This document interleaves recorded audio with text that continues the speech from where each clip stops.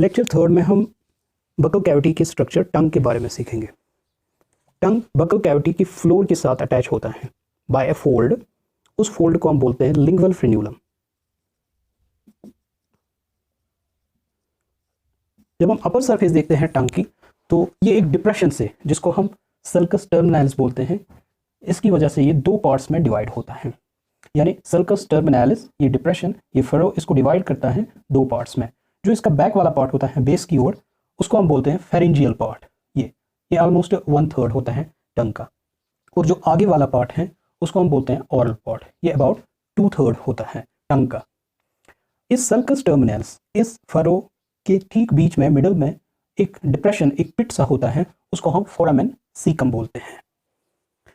टंग के ऊपर यानी अपर सरफेस पे हम कुछ प्रोजेक्शंस देखते हैं जिनको हम बोलते हैं पेप्ले। ये पेप्ले 4 टाइप के हो सकते हैं: वैलेट पेप्ले, फिलिफॉर्म पेप्ले, फोलेट पेप्ले, फंजिफॉर्म पेप्ले।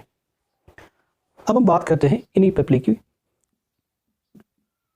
इन वैलेट पेप्ले को हम, जो ये है वैलेट पेप्ले, इनको हम बोलते हैं, दूसरा नाम भी है इनका सर्कमवैलेट पेप्ले।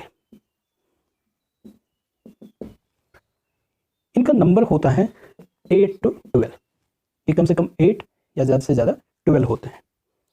ये सर्कमवैलेट पेप्ले, ये जो प्रोजेक्शंस होते हैं, एलिवेशंस होते हैं टंग की सरफेस पे, इनमें टेस्ट बर्ड्स प्रेजेंट होते हैं।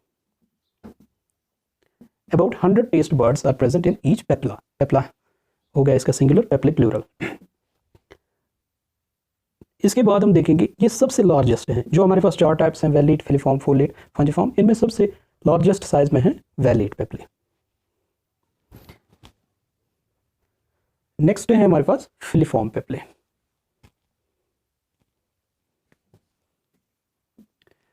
ये सबसे स्मॉलेस्ट है, सबसे छोटे होते हैं। ये पेग लाइक कॉनिकल स्ट्रक्चर के होते हैं। इनका नंबर बहुत ज़्यादा होता है, मोस्ट न्यूमरस।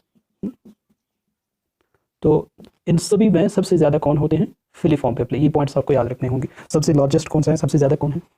और ये जो फिलिफॉर्म पेप्ले होते हैं, ये पेग लाइक स्ट्रक्चर्स आपको यहाँ दिखेंगे, सबसे छोटे होते हैं, स्मॉलेस्ट, ऐसे ऐसे। तो ये ज़्यादातर सेंटर में होते हैं, टंग के सेंटर में होते हैं। इस टंग के सेंटर में एक डिप्रेशन भी आप देखते हो, जिसको हम मीडियन ग्रूव बोलते हैं। This is the median groove. रही बात टेस्ट बर्ड्स की, टेस्ट बर्ड्स इनमें एब्सेंट होते हैं, दे आर एब्सेंट। कोई टेस्ट बर्ड्स नहीं होते। लेकिन टच के लिए, यानी टच फील कर सकते हैं ये पार्ट्स, इनमें नर्व एंडिंग्स होती हैं जो टच को फील करेगी, उनको हम टेक्टाइल रिसेप्टर्स बोलते हैं। यानी अगर टंग पे कुछ हम प्लेस करेंगे, फोर करेंगे, तो टंग फील करेगी हम टच को। नेक्स्ट है फोलेट पेप्ले। फोलेट पेप्ले 4 से 5 होते हैं। ये हो गए foliate papillae. These are the foliate papillae. यहाँ से भी और यहाँ से भी। ये क्या होते हैं? ये कुछ फोल्ड से होते हैं। इनमें टेस्ट बर्ड्स नहीं होते, एब्सेंट होते हैं, लेकिन चाइल्ड में होते हैं। फिर ये चाइल्डहुड में ही ये टेस्ट बर्ड्स डिजेनरेट होते हैं। तो ह्यूमंस में ये जो फोलेट पेप्ले होते हैं, फोलेट मीन्स लीफ, ये लीफ लाइक पेप्ले जो होते हैं, ये ज़्यादा डेवलप नहीं होते, इनमें टेस्ट बर्ड्स भी नहीं होते। एक और टाइप है पेप्ले का, उनको हम बोलते हैं फंजिफॉर्म पेप्ले। फोर्थ टाइप फंजिफॉर्म पेप्ले ज़्यादातर एपेक्स की ओर होते हैं। टंग की जो एपेक्स है, आगे वाला पोर्शन है, उसी पे ये फंजिफॉर्म पेप्ले होते हैं। They are mostly present towards apex. तो इनका साइज के बारे में क्या है? फॉर एग्जांपल फंजिफॉर्म पेप्ले जो हैं, इनका साइज होता है लेस देन किनसे? वैलेट से। क्योंकि अभी मैंने बताया आपको वैलेट सबसे ज़्यादा सबसे लार्जेस्ट हैं। ओके, तो फंजिफॉर्म पेप्ले, लेकिन ये बड़े होते हैं किनसे? जो हमने ऑलरेडी पढ़े हैं, फिलिफॉर्म। तो फिलिफॉर्म से ये बड़े, लेकिन वैलेट से ये छोटे होते हैं। इनमें टेस्ट बर्ड्स प्रेजेंट होते हैं। टेस्ट बर्ड्स इनमें प्रेजेंट होते हैं। अभी तक हमने यहाँ देखे हैं टेस्ट बर्ड्स वैलेट पेप्ले में, और यहाँ देखे हैं फंजिफॉर्म पेप्ले में। टेस्ट बर्ड्स की तादाद इनमें कम ही होती है। About 5 taste buds are present in each papilla, in each elevation. जो भी एलिवेशन है ये, तो इसमें कम से कम 5 टेस्ट बर्ड्स होती ही हैं। So this was about these papillae. अब हम बात करते हैं टेस्ट बर्ड्स की, जो प्रेजेंट होते हैं इन पेप्ले में, टेस्ट बर्ड्स की। टेस्ट बर्ड्स ज़्यादातर टंग पे ही होते हैं, लेकिन सिर्फ टंग पे ही नहीं, ये पैलेट पे भी हो सकते हैं। They can also be present in pharynx, epiglottis, even proximal portion of oesophagus का जो पहला पार्ट है उस पर भी ये प्रेजेंट होते हैं ये टेस्ट बर्ड्स, लेकिन मेनली ये प्रेजेंट होते हैं कहाँ पर, टंग पे। टेस्ट बर्ड्स के स्ट्रक्चर के बारे में हम सीखेंगे अब। टेस्ट बर्ड्स का जो स्ट्रक्चर हमें दिखेगा, जो अभी मैंने बताया आपको, वैलिड पेप्ले जो हैं इनमें टेस्ट बर्ड्स प्रेजेंट होते हैं, about 100 taste buds are there in each papilla. अगर हम एक वैलिड पेप्ले को लें, फॉर एग्जांपल इसको हम मैग्नीफाई करके दिखाएंगे, यहाँ ये है एक वैलिड पेप्ला, एक एलिवेशन। इस वैलिड पेप्ला को हम देखेंगे कि अगर हम इसको कट करेंगे, ऐसे मैंने इसको कट किया, ओके, तो ये कैसा दिखेगा। मैंने यहाँ डायग्राम बनाई है इसके लिए, तो मुझे दिख रहा है फॉर एग्जांपल ये हो गया ये बाहर का पोर्शन, ये हो गया ये अंदर का पोर्शन, राइट।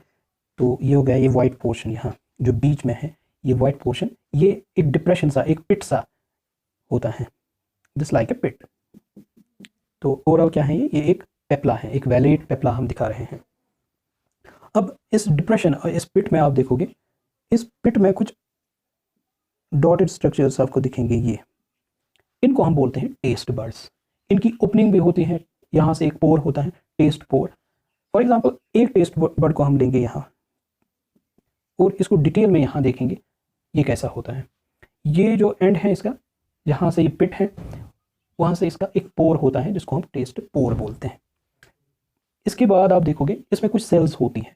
3 टाइप के सेल्स हमें याद रखने हैं जो टेस्ट बर्ड में होते हैं। हम टेस्ट बर्ड पढ़ रहे हैं, जो टेस्ट बर्ड्स प्रेजेंट होते हैं किसमें, पेप्ला में। हमने एक पेप्ला यहाँ से लिया है और उसी का हम डिटेल देख रहे हैं। अच्छा, कौन कौन सी सेल्स होती हैं। Number 1 is gustatory receptor sales. ये गस्टेटरी रिसेप्टर सेल्स या टेस्ट सेल्स भी बोले इनको, ये टेस्ट परसीव करने में मदद देते हैं हमें, ओके। तो एक टाइप हो गया ये गस्टेटरी रिसेप्टर सेल्स। इनका स्ट्रक्चर कैसा है, बाहर जो पोर की साइड से है इनका सेल मेम्ब्रेन वो फोल्डेड होता है, इनके ऊपर माइक्रोविलाई होते हैं, इनको हम बोलते हैं माइक्रोविलाई। ऐसे फॉर एग्जांपल ये हमारे पास सेल है, ये इसका मेम्ब्रेन है, तो these are called microvilli, these are called microvilli. तो इनके पास माइक्रोविलाई होते हैं। ये हो गया न्यूक्लियस, ओके। उसके बाद ये हो गया एक नर्व का connection, this is synapse of A nerve fibre. तो इनके साथ अटैच होता है एक नर्व फाइबर, बाहर से माइक्रोविलाई, अंदर न्यूक्लियस है, और फिर अटैच होता है यहाँ एक नर्व फाइबर जो इंफॉर्मेशन ले जाता है ब्रेन की ओर ताकि हम टेस्ट परसीव कर सकें। टेस्ट सेल्स, गस्टेटरी सेल्स के अलावा इनमें कुछ सेल्स होती हैं जिनको हम बोलते हैं सपोर्टिंग सेल्स। ये सपोर्टिंग सेल्स, ये है सपोर्टिंग सेल। ये सपोर्टिंग सेल डिफरेंट कैसे हैं इससे, यहाँ भी माइक्रोविलाई है लेकिन ये कनेक्टेड नहीं है किसी नर्व फाइबर के साथ नीचे, ओके। तो दीज आर सपोर्टिंग सेल्स। इसके अलावा भी एक थर्ड टाइप है, that is basal cell. Basal cell ये हो गई, तो ये बाहर से होते हैं, ये बेसल सेल्स। इस टेस्ट बर्ड के बाहर से एक सेल की कवरिंग होती है, सेल्स की कवरिंग, उनको हम बेसल सेल्स बोलते हैं। और यही बेसल सेल्स फिर क्या करती है, ये कन्वर्ट होती हैं सपोर्टिंग सेल्स और गस्टेटरी, फिर वो गस्टेटरी सेल्स में कन्वर्ट होती हैं। तो इस तरह हमने देखा टेस्ट बर्ड जो प्रेजेंट होता है एक पेप्ला में, तो उसके 3 टाइप्स ऑफ सेल्स होते हैं, gustatory receptor cells, supporting cells and basal cells, और ऊपर से टेस्ट पोर होता है। जो भी केमिकल यहाँ जाता है वो ऐसे मैं दिखाऊंगा, जब ये केमिकल यहाँ पहुँचा जो आपने खाया है फूड, तो वो इन रिसेप्टर्स के साथ अटैच होगा और ये इंफॉर्मेशन चली जाएगी through a nerve fibre to our brain. अब हम बात करते हैं टेस्ट्स की। ह्यूमन टंग जो टेस्ट परसीव करते हैं, यहाँ ही हम बनाएंगे, इस एरिया को मैं रब करूंगा। ह्यूमन टंग जो टेस्ट परसीव करते हैं उनमें 4 टेस्ट्स ये हैं। जो इसका इंटीरियर एंड एपेक्स की ओर होता है, इसमें टेस्ट बर्ड्स होते हैं स्वीट के लिए, और जो इसका पोस्टीरियर एंड होता है उसमें टेस्ट बर्ड्स होते हैं बिटर के लिए। या आप ऐसे भी याद रख सकते हैं, बी बिटर बी बेस। अच्छा, जो साइड्स का पोर्शन होता है ये यहाँ से भी और यहाँ से भी, तो इसमें स्वर्ड के लिए टेस्ट बर्ड्स प्रेजेंट होते हैं। रही बात सॉल्ट टेस्ट की, तो वो टेस्ट बर्ड्स भी प्रेजेंट होते हैं इसी एरिया में, एपेक्स वाले एरिया में ही वो टेस्ट बर्ड्स प्रेजेंट होते हैं। ये मैं इससे दिखाऊंगा, इसी एरिया में वो सॉल्ट के लिए भी टेस्ट बर्ड्स प्रेजेंट होते हैं। तो इस तरह 4 टेस्ट्स हैं जो परसीव कर सकती है हमारी tongue, that is bitter towards base, sweet towards apex, sour towards sides and salty towards apex. अच्छा, एक और टेस्ट भी कुछ फिजियोलॉजिस्ट्स हमें बताते हैं, यूमामी टेस्ट।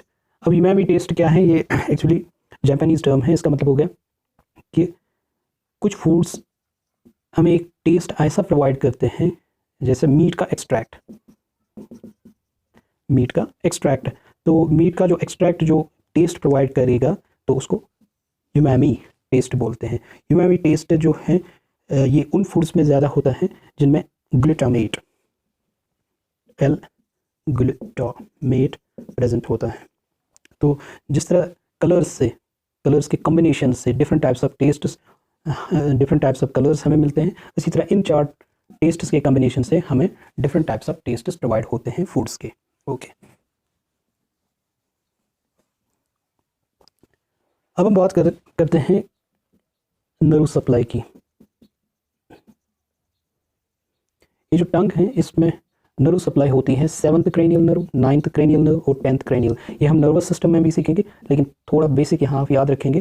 क्रेनियल नर्व्स बोलते हैं हम उन नर्व्स को जो ब्रेन से रेज होती हैं, जो ब्रेन के साथ कनेक्टेड होती हैं।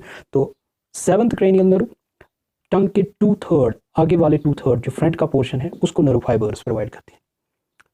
9th क्रेनियल नर्व ये लास्ट वाले 1/3 को, बेस वाले पार्ट को प्रोवाइड करती है नर्व फाइबर्स। और 10th क्रेनियल नर्व ये फेरिंग्स और एपिग्लॉटिस, मैंने बताया वहाँ भी टेस्ट बर्ड्स होते हैं, उन टेस्ट बर्ड्स के साथ इनके नर्व फाइबर्स कनेक्टेड होते हैं। इनके नाम अगर आप याद रखना चाहें तो नाम है इनके, 7th is facial nerve, 9th is glossopharyngeal nerve, 10th is vagus nerve. तो कभी अगर इनमें डैमेज हो जाए किसी एक्सीडेंट की वजह से फेशियल नर्व कट जाए तो टेस्ट पे भी फर्क पड़ता है। टेस्ट सेंसेशन के कुछ डिसऑर्डर्स भी हैं हमारे पास। For example, disorders of this taste, ageusia एक डिसऑर्डर है। एग्यूशिया का मतलब क्या हो गया, लॉस ऑफ टेस्ट सेंसेशन। अब ये जो पेशेंट है ये टेस्ट ही फील नहीं करता, इसको हम बोलते हैं एग्यूशिया। हाइपो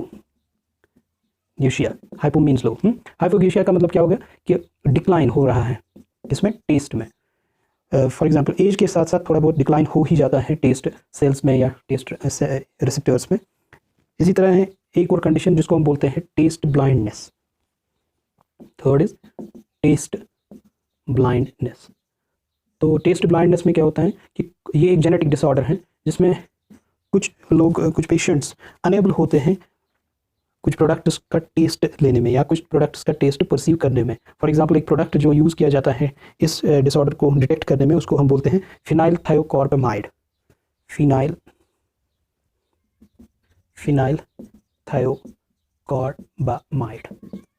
तो ये हम देते हैं किसी पर्टिकुलर कंसंट्रेशन में एक पर्सन को और फिर डिटेक्ट करते हैं क्या ये इसका टेस्ट ले सकता है या नहीं। अगर नहीं ले सकता तो हम बोलते हैं इट इज़ टेस्ट ब्लाइंडनेस। तो इतना काफ़ी है इसके लिए। ये जो टंग है इसकी जो फंक्शंस हैं अब क्या है, टेस्ट में मदद देता है। नंबर 2 चिविंग में मदद देता है। नंबर 3 स्वेलोइंग में मदद देता है। नंबर 4 इस क्लीनिंग ऑफ टीथ। तो ये टीथ को भी ब्रश करती रहती है, तो क्लीन करती रहती है। और नंबर 5 1 2 3 4 5 इज स्पीच, इसका ख्याल रहे। तो टंग स्पीच में मदद देती है, तो इसका सही इस्तेमाल होना चाहिए। तो दिस वाज अबाउट टंग।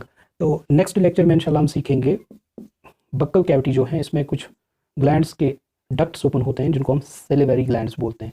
तो नेक्स्ट लेक्चर में हम देखेंगे सेलिवरी ग्लैंड्स के बारे में।